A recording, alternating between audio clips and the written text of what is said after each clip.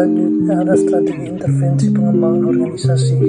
Pengembangan organisasi merupakan program yang berusaha meningkatkan efektivitas keorganisasian dengan mengintegrasikan keinginan individu akan pertumbuhan dan perkembangan dengan tujuan keorganisasian. Oleh karena itu, proses intervensi diperlukan dalam menghadapi perubahan yang dialami organisasi. Proses intervensi digunakan untuk mengembangkan organisasi yang lebih efektif. Semua kegiatan pengembangan organisasi yang direncanakan bertujuan untuk memperbaiki ketidakefisienan, mengatasi masalah, mengembangkan kekuatan, dan menciptakan peluang. Asumsi dasar dalam setiap kegiatan intervensi adalah bahwa setiap organisasi klien telah memiliki sebagian besar sumber daya perubahan. Selanjutnya yang pertama ada perubahan organisasi. Dalam usaha meningkatkan keefektifan individual dan organisasi, manajemen harus mengerti sifat perubahan yang diperlukan dan dampak yang mungkin ditimbulkan oleh berbagai alternatif perubahan strategi. Titik awal dalam menggerakkan program perubahan adalah mendefinisikan seluruh strategi perubahan. Setelah arah masalah dihubungkan dengan kinerja saat ini, ditentukan peluang untuk pengembangan diidentifikasi dan kemudian dipilih strategi untuk menggunakan teknik dan teknologi perubahan. Strategi tersebut adalah keseluruhan rencana dan pertunjukan yang akan digunakan oleh program pengembangan organisasi. 2. Strategi dasar untuk berubah. 3 strategi utama untuk perubahan organisasi adalah struktur, teknologi, dan perilaku. Struktur organisasi penting karena menyediakan kerangka kerja yang menghubungkan elemen organisasi satu dengan lainnya. Strategi struktural merupakan strategi yang mengubah desain organisasi dengan memodifikasi garis wewenang, masa pengendalian, dan penyusunan fungsi kerja. Downsizing atau perampingan sering dihubungkan dengan usaha restrukturisasi. Diistilahkan juga dengan pemecatan, tapi restrukturisasi belum menjadi obat mujarab bagi perusahaan yang mencoba untuk memperbaiki operasionalnya. Bentuk perubahan struktural yang lain juga termasuk mengurangi atau menambahkan lapisan pada tingkatan organisasi. Beberapa organisasi menambahkan lapisan dan menghasilkan struktur organisasi yang tinggi, tapi pada umumnya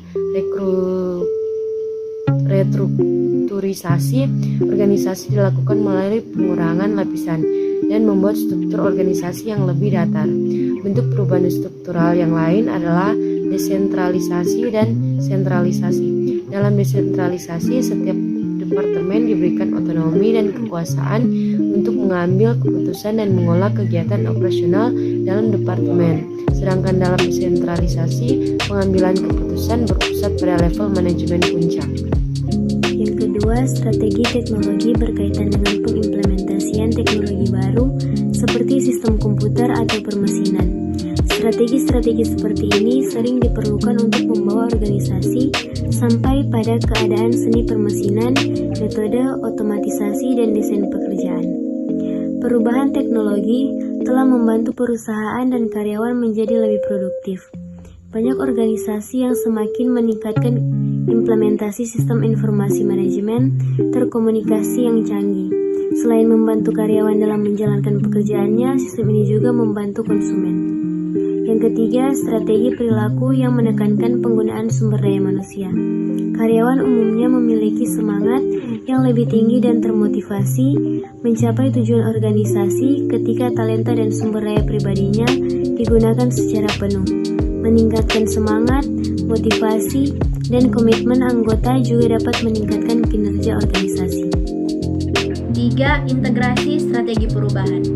Untuk membuat strategi pengembangan organisasi berhasil, organisasi harus mempertimbangkan ketergantungan antara berbagai suplemennya. Perubahan dalam satu subsistem akan berdampak pada elemen lain dalam sistem tersebut.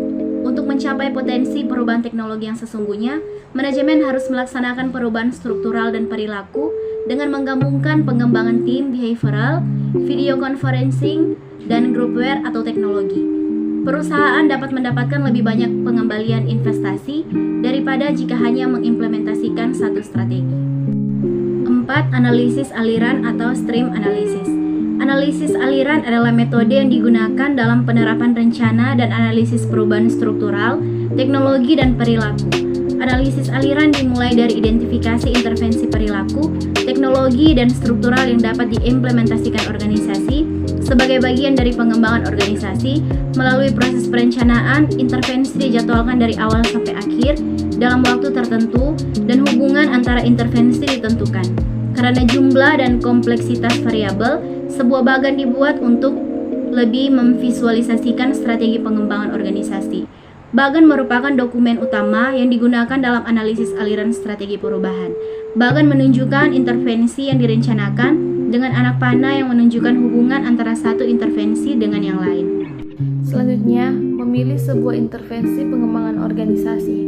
Ada banyak strategi, cara, dan teknik untuk intervensi selama tahap pelaksanaan program pengembangan organisasi. Strategi pengembangan organisasi termasuk perencanaan dan pengembangan program pengembangan organisasi, di mana teknik intervensi berhubungan dengan aspek operasional. Perubahan cara tertentu yang digunakan agar tujuan pengembangan organisasi dicapai. Intervensi pengembangan organisasi meliputi berbagai tindakan yang dirancang untuk meningkatkan kesehatan atau memfungsikan sistem klien. Intervensi adalah cara khusus, aktivitas, dan program di mana perubahan dapat ditentukan. Praktisi pengembangan organisasi harus peduli terhadap jangkauan teknik intervensi beragam yang tersedia untuk diterapkan pada sistem target yang diberikan. Semua intervensi pengembangan organisasi bertujuan pada perubahan beberapa aspek spesifik organisasi, yaitu iklim, anggota, struktur, atau prosedur. 3 aspek umum menjadi perhatian praktisi pengembangan organisasi dalam memilih intervensi yang tepat. Yang pertama, hasil potensial teknik. Apakah akan menyelesaikan masalah utama? Apakah memilih tambahan hasil yang positif? Yang kedua, implementasi potensial teknik. Dapatkah teknik yang diajukan benar-benar bekerja praktik?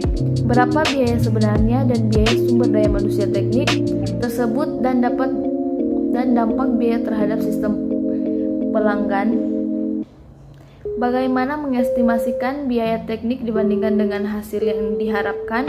Yang ketiga, potensi penerimaan terhadap teknik.